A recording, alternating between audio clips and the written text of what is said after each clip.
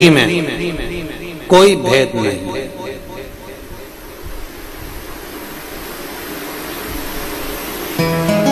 पुरुष भगवान को प्राप्त करने के लिए वन में जाता है, जंगल में जाते हैं, तीर्थ में जाते हैं। स्त्री को कहीं जाने की जरूरत नहीं, वो अपने घर में रहकर बुजुर्ग माता पिता का आदर करते हुए, उनकी सेवा करते हुए, बच्चों का भरण पोषण करते हुए भगवान की भक्ति अगर 2 क्षण की भी कर ले तो उसको परमात्मा मिल जाए। 2 क्षण की भक्ति में भी परमात्मा प्राप्त हो जाए। 2 क्षण।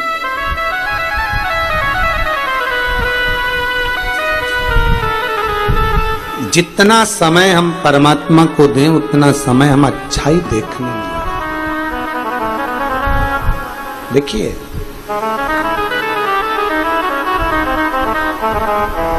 परमात्मा को प्राप्त करने का सबसे बड़ा बिंदु है शांति मन की, हृदय की। अगर हृदय शांत नहीं है, मन शांत नहीं है, तो आप जीवन में कितना भी कुछ कर लो, कुछ आनंद की अनुभूति नहीं होगी।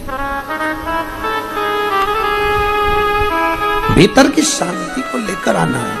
आवाज खींचना पड़ रहा है। भीतर की शांति को लेकर आओ, अपने भीतर एक आत्मविश्वास प्रबल करिए।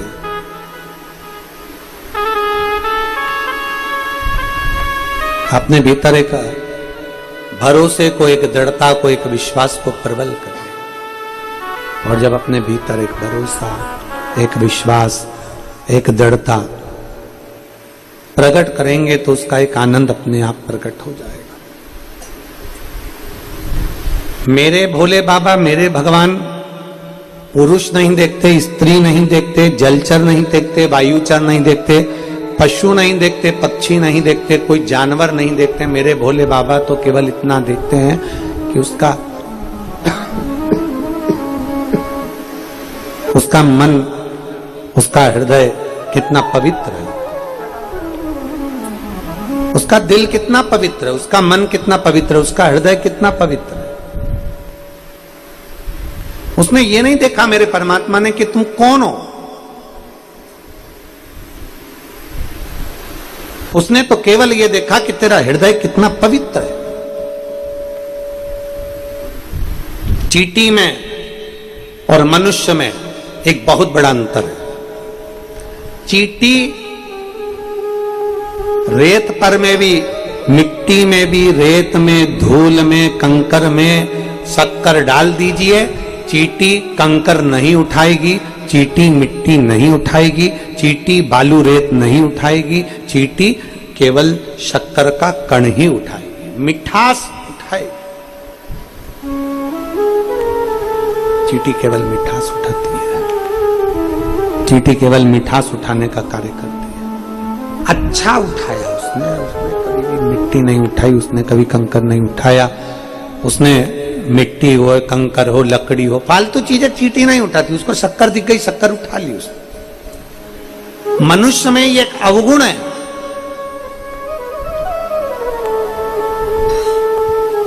कथा सुनने भी बैठता है तो ये सोचता है कि मैं, महाराज ने क्या बोला उससे मतलब नहीं, महाराज ने क्या बेकार बोला उसको उठाना है।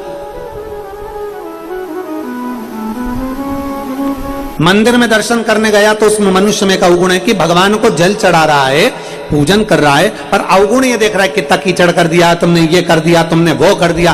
कई लोग मंदिर में, कई लोग ऐसे बैठे रहते हैं जो दिन भर लोगों को टॉर्चर करते रहते हैं। तुमने ऐसा कर दिया, तुमने वैसा कर दिया, तुमने ये क्या कर दिया, तुमने ये क्या चढ़ा दिया, तुमने वो क्या कर दिया। अरे कभी अच्छा भी देख ले कि कितनी दूर से चलकर कम से कम सनातन धर्म के भाव से मंदिर तो आ रहे हैं, कम से कम लोग मंदिर तक तो पहुंच रहे हैं। तुम दिन भर भगवान के पास बैठने के बाद भी तुम्हारा चित्त गंदगी छाटने में लगा। तूने ये गंदा कर दिया, तूने ऐसा चढ़ा दिया, तूने वैसा चढ़ा दिया, तुमने ये कर दिया, तुमने वो कर दिया। नहीं, भगवान के जितने करीब में रहो उतना अच्छा देखने का प्रयास करो।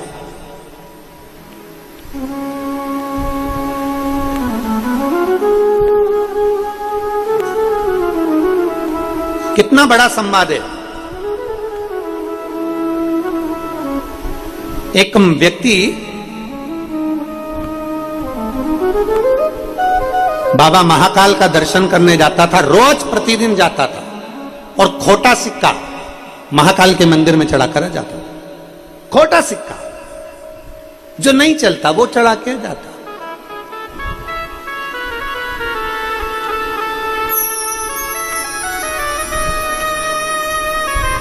रोज मंदिर में जाए, रोज खोटा सिक्का चढ़ाए, रोज मंदिर में जाए, रोज खोटा सिक्का चढ़ाए, प्रतिदिन मंदिर में जाए, प्रतिदिन खोटा सिक्का चढ़ाए।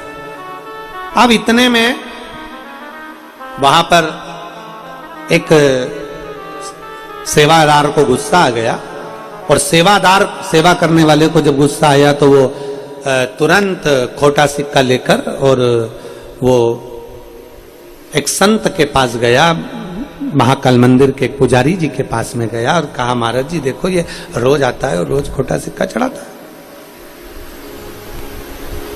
रोज खोटा सिक्का चढ़ाता है। पुजारी जी मुस्कुरा दिए, महाकाल मंदिर के पंडित जी मुस्कुरा दिए और मुस्कुराकर बोले, कोई बात नहीं, खोटा सिक्का चढ़ाने वाले को ये मालूम है, खोटा सिक्का चढ़ाने वाले को ये ज्ञात है, उसको मालूम है कि जो दुनिया में कहीं नहीं चल सकता वो महाकाल के पास चल सकता है, इसलिए वो खोटा चढ़ाकर जाता है।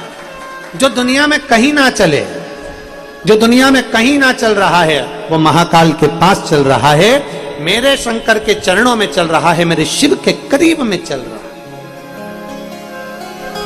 कैसा भी हो, शिव को समर्पित।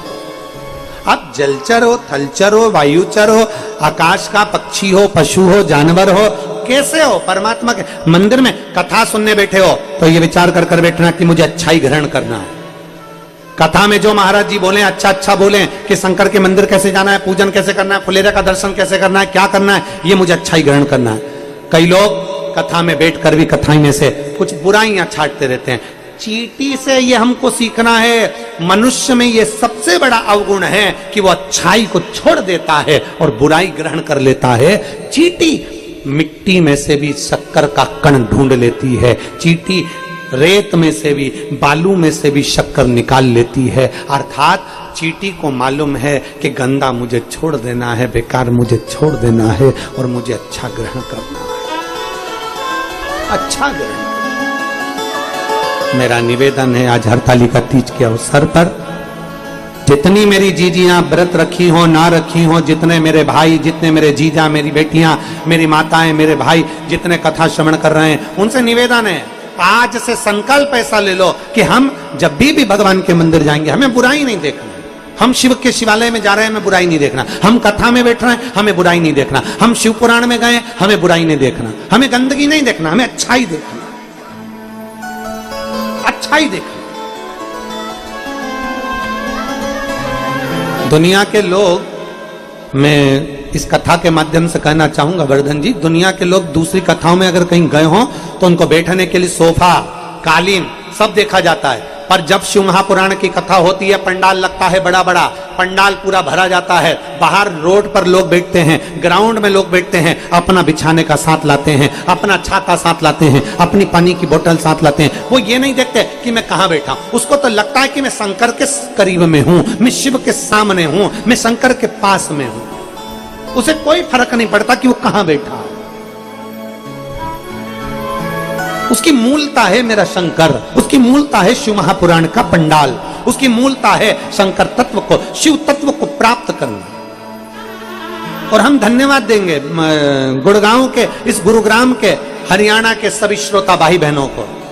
भले तुम्हें पंडाल में बैठने का मौका नहीं मिला हो, और कल की कथा में वर्धन जी कहे हैं कि योग बनेगा और बाबा बुलाएगा तो फिर वापिस बड़े से बड़े स्तर पर शिव महापुराण की कथा इस गुरुग्राम में होगी। और इतना बल आपको वर्धन जी को देना है, इतना बल देना है कि वो आगे चलकर इसी शिव महापुराण की कथा करवा सके, यादव परिवार इस कथा को फिर आयोजित कर सके। इतना बल आपको प्रदान करना है कि वो कथा हो। और हम निवेदन करेंगे आने वाले समय में जो कथाएं हैं, जैसे ये कथा तो 3 तारीख से 7 तारीख तक कल पूर्ण हो जाएगी। सुबह 8 बजे से 11 बजे तक कथा ऑनलाइन यहाँ कथा होगी मंडप में, और दिखाने में टीवी पर वही 1 बजे से 4 बजे तक होगी। और उसके बाद में 12 तारीख से 18 सितंबर तक सीहोर में जो हमारी गादी की कथा होती है वो कथा अग्रवाल धर्मशाला में होगी। वहां इतनी जगह नहीं, इसलिए उसको ऑनलाइन नहीं करते हैं और ना वो टीवी पर आती है, बस पंडाल में वही अग्रवाल धर्मशाला में होती है, जिसका समय 2 बजे से 5 बजे तक रहता है। फिर 20 तारीख से 24 सितंबर तक कांटा कुरीडीही कुकरेल धमतरी छत्तीसगढ़ में 5 दिवसीय श्राद्ध पक्ष में कथा रहेगी। श्राद्ध में ही दूसरी कथा 26 सितंबर से 2 अक्टूबर तक नांदगांव नासिक महाराष्ट्र में होगी, जहां के आमदार, जहां के विधायक महोदय इस कथा को कराएंगे। शिव महापुराण की कथा जहां तुम्हारे नजदीक में हो, और ये 16 श्राद्ध की जो कथा है, इसमें निवेदन है कि जो लोग कथा के पंडाल में आ रहे हैं या मंडप में आ रहे हैं वो अपने साथ अपने पूर्वजों का फोटो भी ला सकते हैं और उस कथा को श्रवण करें। और यह संकल्प विटले सेवा समिति ने व्यास गादी ने लिया है कि 16 श्राद्ध में 16 ही दिन जहां जहां कथा है श्राद्ध की, सब जगह पर समिति की ओर से भी भंडारा चलेगा। और उस भंडारा को समिति नहीं, आप सबको मिलकर चलाना है जो टीवी चैनल के माध्यम से कथा को श्रवण कर रहे हैं। आपका सहयोग चैनल के माध्यम से प्राप्त हो और उस भंडारे को आप और हम सब मिलकर चलाएं।